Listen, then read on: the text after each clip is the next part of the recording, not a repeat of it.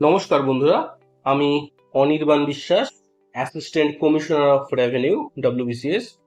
আজকে আমি তোমাদের জন্য ডেসক্রিপটিভ ইংলিশ এবং অবজেক্টিভ ইংলিশের স্ট্র্যাটেজি ভিডিও নিয়ে এসেছি, যেটা দেখলে তোমাকে আর অন্য কোনো ভিডিও দেখতে হবে না কেমন করে ইংলিশ শিখতে হয় সেটা জানার জন্য। তো চলো বন্ধুরা, শুরু করা যাক। ইংলিশে আর ভয় নয়, আমরা করব সঠিক কৌশলে জয়। বন্ধুরা, ইংলিশ সেকশন মানে অনেকের কাছে একটা দুঃস্বপ্ন, কিন্তু ভয় পেলে চলবে না। ভয় কাটিয়ে যদি আমরা সঠিকভাবে স্ট্র্যাটেজি ফলো করি, তাহলে ডেসক্রিপটিভ হোক বা অবজেক্টিভ, দুটোতেই স্কোর করা অবশ্যই সম্ভব। আমি নিজে এক বাংলা মিডিয়ামের ছেলে। বন্ধুরা, আমি ইংলিশে 2007 সালে 86 পেয়েছিলাম, যেটা সে বছর পুরো ওয়েস্ট বেঙ্গলের মধ্যে সেকেন্ড হাইয়েস্ট ছিল। ফার্স্ট ছিল 87, আর আমি ওর থেকে 1 নম্বর কম পেয়ে সেকেন্ড হয়েছিলাম 86 পেয়ে। তারপর আমি এইচএসেও 2009 সালে ইংলিশে লেটার মার্কস পেয়েছিলাম। আজকের ভিডিওতে আমি শেয়ার করব ডেসক্রিপটিভ ইংলিশ এবং অবজেক্টিভ ইংলিশের জন্য আলাদা আলাদা কৌশল, যা তোমাকে জিরো থেকে হিরো বানাতে পারে, তাও খুব সহজ ভাষায়। এই 3টে মূল মন্ত্র আছে: বোঝো, লেখো এবং প্র্যাকটিস করো। বাজার চলতি অনেক ভালো ভালো বই আছে, কিন্তু তার মধ্যে সব থেকে ভালো বই আমি মনে করি ইংলিশ গ্রামার বাই PK দে সরকার। আমি একটা ছবি দেখিয়ে দিলাম বন্ধুরা। ডেসক্রিপটিভ ইংলিশ মানে কি? এটা শুধু ইংরেজি লেখা নয়, এটা তোমার চিন্তা ভাবনাকে সাজিয়ে গুছিয়ে উপস্থাপনা করার একটা ক্ষমতা। প্রথমে আমরা শিখব থ্রেড টেকনিক, মানে বিল্ড বিফোর ইউ রাইট। ঠিক যেমন করে একটা মালার জন্য সুতোয় দানা গাঁথা হয়, সেরকমই একটা এসে বা লেটার লেখার আগে ছোট ছোট আইডিয়া এক জায়গায় জড়ো করো। প্রশ্নটাকে ভালো করে পড়ো, রাফ শিটে মেন পয়েন্টসগুলোকে জট ডাউন করো, তারপর সেই পয়েন্টগুলোকে ব্যবহার করে একটা স্ট্রাকচার তৈরি করো। নেক্সট হচ্ছে বন্ধুরা আমাদের editorial reading plus phrase bank তৈরি করা। প্রতিদিন যে কোনো একটি নিউজ পেপারের এডিটোরিয়াল পড়ো। একটা popular news paper the Hindu আমরা পড়ে থাকি, কিন্তু এটা পড়ার কোনো প্রয়োজনীয়তা নেই, এটা একটু বেশি টাফ। আমার মতে ইন্ডিয়ান এক্সপ্রেস হচ্ছে সব থেকে ভালো। আর বাংলার জন্য আনন্দবাজার পত্রিকা। একদিন ইংরেজি এডিটোরিয়াল আর একদিন বাংলা সম্পাদকীয় অল্টারনেটিভলি পড়বে। এর মধ্যে হাইলাইট করতে হবে ইউজফুল ফ্রেজেস, ফর্মাল এক্সপ্রেশনস আর ইডিয়াম। এইসব ভালো ভালো কথাগুলো লিখে রাখো নিজের একটা ডায়েরিতে। আমি এখানে একটা প্রফেশনাল প্যারাগ্রাফ এনেছি বন্ধুরা।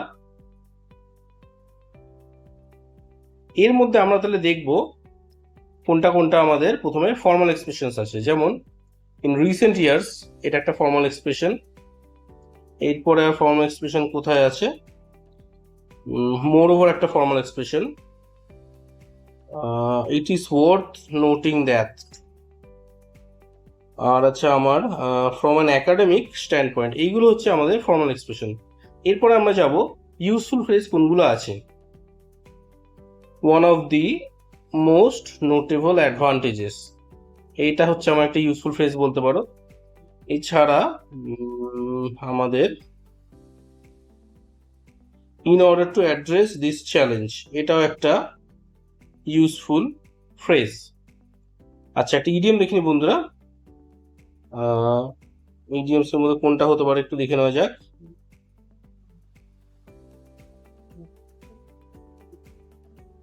ইট ইজ নট, হ্যাঁ এখানে ইডিয়ামস আছে। It is not all sunshine and rainbows. আমি একটা বক্স করে দিচ্ছি আলাদা বোঝানোর জন্য। এর মানে হচ্ছে সবকিছু অতটা ভালো বা নিখুঁত নয়। তাহলে এগুলোকে আমরা আলাদা করে নোট ডাউন করে নেব। এরপর আমরা লেখা যখন শুরু করবো একটা ইম্প্যাক্টফুল কোটেশন দিয়ে। একটা শর্ট পাওয়ারফুল কোটেশন লেখাটার ওয়েটেজ বাড়িয়ে দেয়। যেমন education is the most powerful weapon which you can use to change the world, এটা বলেছেন নেলসন ম্যান্ডেলা। এরপর আমাদের স্ট্রাকচার তৈরি করতে হবে। স্ট্রাকচার মানে হচ্ছে প্রথমে ইন্ট্রোডাকশন, তারপরে বডি পার্ট, তারপরে কনক্লুশন। ইন্ট্রোডাকশন হবে আমাদের শর্ট, রেলিভেন্ট অ্যান্ড ক্যাচি। এর উদ্দেশ্য হচ্ছে দৃষ্টি আকর্ষণ করা, টপিকটি কি নিয়ে সেটা বোঝানো এবং সম্পূর্ণ লেখাটা পড়ার আগ্রহ তৈরি করা। এর বৈশিষ্ট্য হচ্ছে এটা খুব সংক্ষিপ্ত এবং জোরালো হবে, এটা হবে টপিকের সঙ্গে সম্পর্কযুক্ত, এবং কোটেশন লাইন দিয়ে শুরু করতে পারলে ভালো হয়। মূল লেখাতে কি থাকছে সেটা এক লাইনে ইঙ্গিত দেওয়া। এরপরে বডিতে আমাদের একটা লজিক্যাল ফ্লো থাকবে কানেক্টার্সদের সঙ্গে। এর উদ্দেশ্য হচ্ছে মূল বিষয়কে ব্যাখ্যা করা, পয়েন্টগুলো ধারাবাহিকভাবে উপস্থাপনা করা এবং যুক্তিসহ ব্যাখ্যা দেওয়া। এর বৈশিষ্ট্য হচ্ছে প্রতিটি পয়েন্টকে আমাকে ধাপে ধাপে ধাপে ধাপে সাজাতে হবে। এর মধ্যে যুক্তি, কারণ, প্রভাব, তুলনা বা তথ্য দিয়ে ব্যাখ্যা করতে হবে। আমরা কানেক্টার্স ব্যবহার করব, যেমন একটা লেখার সঙ্গে আরেকটা লেখাকে জুড়তে হলে আমরা কি ধরনের কানেক্টার্স ব্যবহার করি। যদি আমরা বলি শুরুতে, তাহলে আমরা বলতে পারি ফার্স্টলি অথবা টু বিগিন উইথ। যুক্ত করার জন্য আমরা ইউজ করতে পারি moreover, in addition, furthermore. যদি বিরোধ দেখাতে হয় তাহলে however, on the other hand. ফলাফল বোঝাতে হলে দেয়ারফর, কনসিকুয়েন্টলি অথবা অ্যাজ এ রেজাল্ট। আর উপসংহার লেখার সময় আমরা লিখতে পারি ফাইনালি অথবা টু সাম আপ। এরপর যে কনক্লুশনটা আছে, কনক্লুশনের মধ্যে আমাদের একটা সামারি থাকবে আর পার্সোনাল ওপিনিয়ন থাকবে। বিষয়টির সারাংশ তুলে ধরা এবং পার্সোনাল ওপিনিয়ন দেওয়া হচ্ছে আমাদের কাজ। মূল বক্তব্যগুলোর সংক্ষিপ্ত পুনরাবৃত্তি করে একটা সরল স্পষ্ট ভাষায় আত্মবিশ্বাসীভাবে লিখতে হবে। এরপরে হচ্ছে আমাদের সাবপার্টস, কিওয়ার্ডস আর ওয়ার্ড লিমিটস। প্রথমটা বলি, সাবপার্ট অনুযায়ী স্ট্রাকচার বানাতে হবে। ধরা যাক প্রশ্নে বলা আছে discuss the reasons, consequences and solutions of unemployment in India. এখন তোমার উত্তর এইভাবে ভাগ করে লেখো। রিজনস, কেন এই সমস্যা হচ্ছে, এখানে তুমি কজ বা মূল কারণগুলো দাও। এরপর হচ্ছে কনসিকুয়েন্স, এর প্রভাব বা ফলাফল কি, পার্সোনাল, সোশ্যাল, ইকোনমিক লেভেলে কি প্রভাব পড়ছে। তারপর চলে যাও সলিউশনসে, কি কি উপায়ে এই সমস্যার সমাধান করা যেতে পারে। এইভাবে ভাগ করে লেখার ফলে এক্সামিনার বুঝতে পারবেন তুমি প্রশ্নটা পুরোপুরি ধরেছো এবং লজিক্যালি ডেভেলপ করে উত্তর দিয়েছো। এর প্রো টিপ একটা দিচ্ছি আমি, প্রতিটি সাবপার্টকে আলাদা আলাদা প্যারাগ্রাফে লেখো, তাতে অ্যান্সারটা দেখতে পরিষ্কার হয় এবং মার্কস পেতে সুবিধা হয়। এরপরে হচ্ছে আমাদের কিওয়ার্ড ভিত্তিক লেখা, লিখে প্র্যাকটিস করা। যেমন ডিসকাস মানে হচ্ছে একটা ব্যালেন্স অ্যাপ্রোচ, এর মধ্যে পক্ষ এবং বিপক্ষ মানে পজিটিভ পয়েন্ট এবং নেগেটিভ পয়েন্ট দুটোই থাকবে। ইভ্যালুয়েট মানে হচ্ছে মূল্যায়ন করা, এখানে তথ্য দাও কিন্তু শেষে নিজস্ব মূল্যায়নও দাও। জাস্টিফাই মানে তুমি যে পয়েন্ট দিচ্ছ সেটা সত্যি বা যথাযথ কেন সেটা বুঝিয়ে বলো। ওয়ার্ড লিমিট, যদি আমাকে 250 শব্দে লিখতে বলে তাহলে 400 শব্দে আমি লিখবো না। কেন? Precision matters. এই ব্যাপারটা এরকম যে আমার কাছে 250 টাকা আছে আর এটা দিয়ে আমাকে পুরো সংসারটা চালাতে হবে, তাই ভাবনা চিন্তা করে খরচ করতে হবে শব্দগুলোকে। আমাকে 250টা শব্দের মাধ্যমেই পুরো বিষয়টা সবকিছু লিখে আসতে হবে। এরপর হচ্ছে কেস স্টাডিজ আর কারেন্ট অ্যাফেয়ার্সকে যুক্ত করা। যেমন একটা এক্সাম্পল দিচ্ছি, আমাদের ক্রাইম লিঙ্কড উইথ আনএমপ্লয়মেন্ট, এটা নিয়ে যদি আমাকে লিখতে দেয় তাহলে আমি বলতে পারি যে এনসিআরবি 2023-এর রিপোর্ট অনুযায়ী যে জবলেস আনএমপ্লয়েড ইউথ আছে ওদের মধ্যে ক্রাইমসটা 12% বিগত 2 বছরে বেড়েছে। তাহলে রেলিভেন্স কি? আনএমপ্লয়মেন্টের সঙ্গে সোশ্যাল কনসিকুয়েন্স বোঝাতে এটা খুব উপযোগী। আচ্ছা, কারেন্ট অ্যাফেয়ার্স, যেমন ধরো বন্ধুরা পিএম বিশ্বকর্মা যোজনা, আমরা এটা এভাবে লিখতে পারি যে government launch this scheme to promote local craftsmanship and traditional skills among small artisans to boost employment. তাহলে এটা ইউজফুল কোথায়? এটা একটা সলিউশন হতে পারে আনএমপ্লয়মেন্টের জন্য, অথবা রুরাল ইকোনমিকে আপলিফট করতে পারে। আরেকটা এক্সাম্পল নিই, India's first AI employment index. এটা আমাদের বোঝাচ্ছে যে এআই এসে যাওয়ার পরে 20-25% শুরুর যে চাকরিগুলো ওগুলো 2030 সালের মধ্যে আমাদের চলে যেতে পারে। তাহলে আনএমপ্লয়মেন্ট একটা কারণ হয়ে দাঁড়াচ্ছে এআই, এবং আমাদেরকে এটা থেকে বাঁচতে হলে এআই রিলেটেড ট্রেনিং নিতে হবে। এরপরে হচ্ছে বন্ধুরা আমাদের মনে রাখতে হবে যে লেখা হবে খুব পরিষ্কার, লুসিড, শক্ত শক্ত ওয়ার্ড আমরা ব্যবহার করব না। যেমন ইউটিলাইজ আমরা ইউজ না করে আমরা লিখবো ইউজ, কমেন্টসের পরিবর্তে আমরা লিখবো স্টার্ট, অ্যাসার্টেনের পরিবর্তে আমরা লিখবো ফাইন্ড আউট। এরপরে বন্ধুরা ডিসক্রিপটিভ হয়ে গেল, এবার আমি আসছি অবজেক্টিভ ইংলিশ প্রিপারেশন স্ট্র্যাটেজিতে। তো বন্ধুরা অবজেক্টিভ ইংলিশের জন্য সব থেকে বেশি ভালো বই হচ্ছে আরিহান্তের একটা objective general English by SP Bakshi.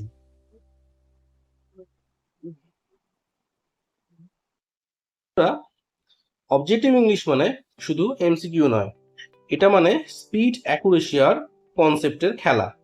চলো আমরা স্টেপ বাই স্টেপ বুঝে নিই কিভাবে অবজেক্টিভটার প্রস্তুতি আমরা নেব। প্রথমে কোর টপিকস, আগে টার্গেট সেট করো।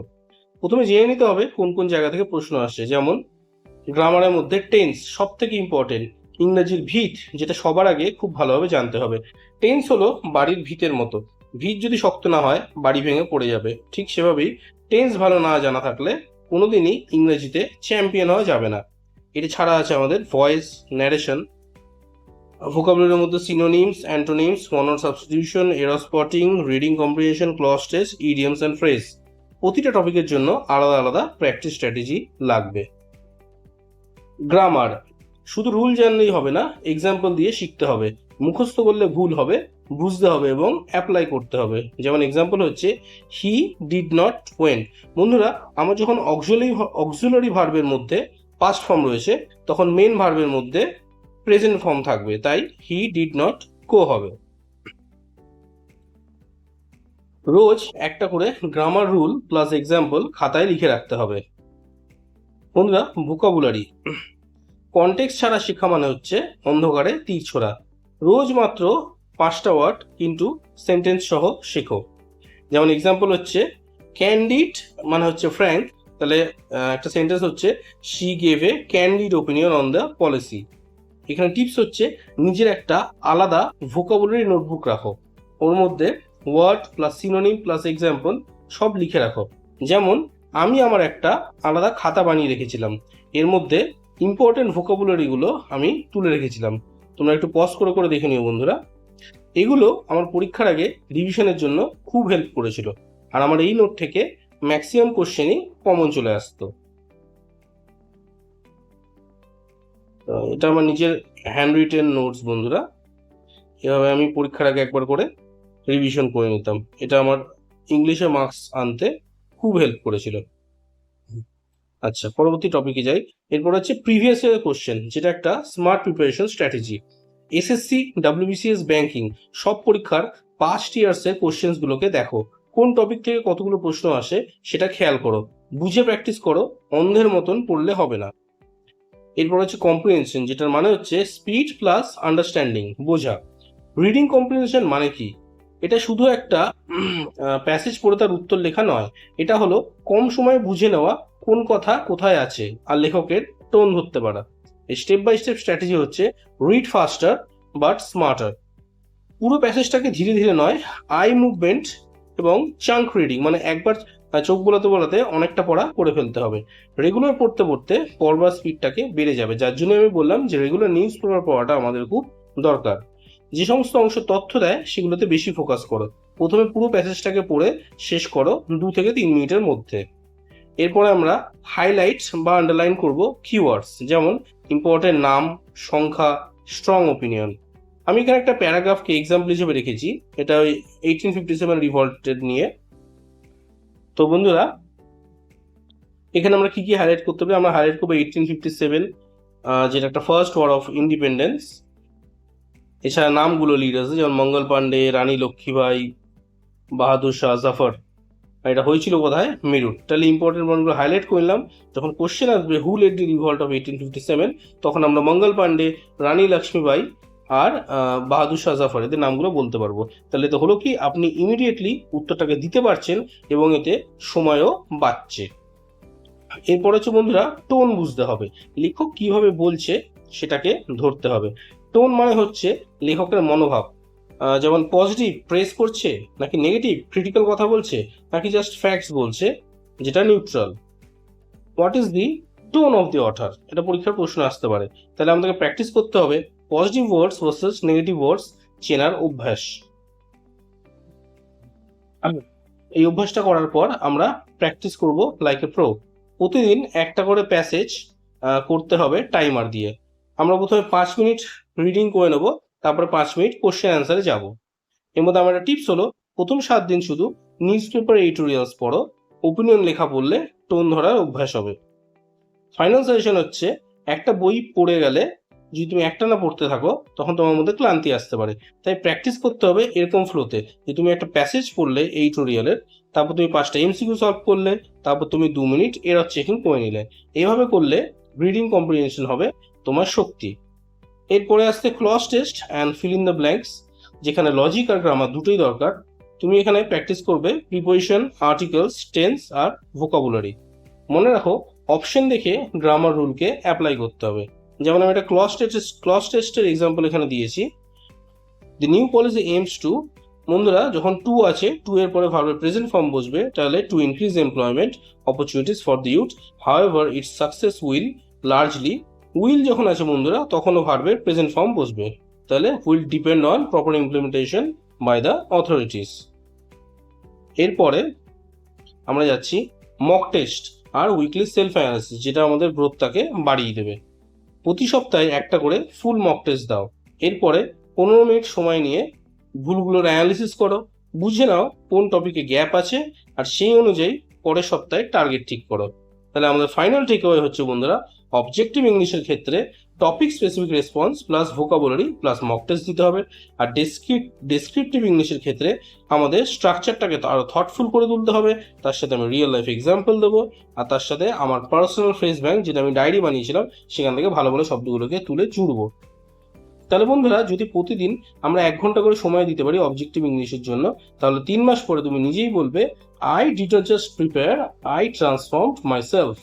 বন্ধুরা, আমি এখানে টেন্স, যেটা সব থেকে ইম্পর্টেন্ট ইংলিশের, সেটা আমার নিজের যে নোটটা ছিল সেটা এখানে শেয়ার করছি, যাতে করে তোমরা একটা আইডিয়া পেতে পারো যে কেমন করে নোটস বানালে নিশ্চিতভাবে সাফল্য পাওয়া যেতে পারে।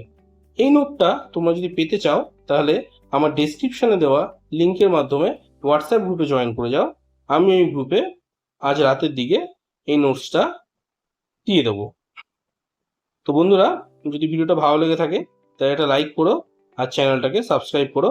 এরপরে অন্যান্য সবকটা সাবজেক্টের ভিডিও আমি একটা একটা করে আনবো, এবং তোমাদের প্রিপারেশনে কোনো রকম অসুবিধা হবে না। চলো বন্ধুরা, তাহলে আজকের মতন গুড বাই।